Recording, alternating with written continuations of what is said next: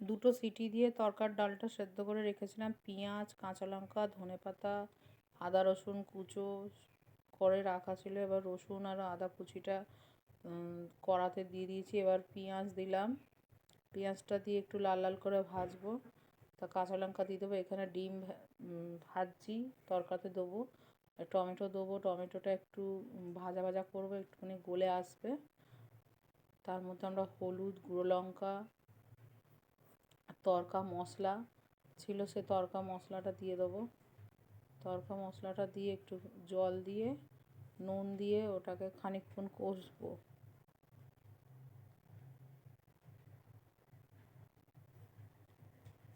এই যে আমাদের কষা হয়ে গেছে। এবার আমরা তড়কাটা ওর মধ্যে অ্যাড করে দেবো। ডিম ভেজে রেখেছিলাম, ডিমও দিয়ে দিলাম।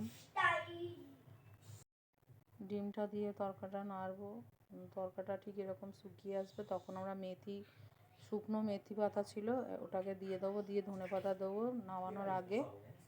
দিয়ে একটুখানি কাঁচা রসুন একটু তেল দিয়ে ভেজে নেবো।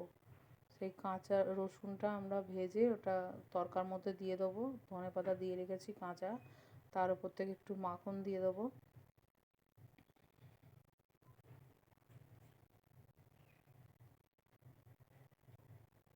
এই আমাদের রেডি রুটি, তড়কা, পেঁয়াজ।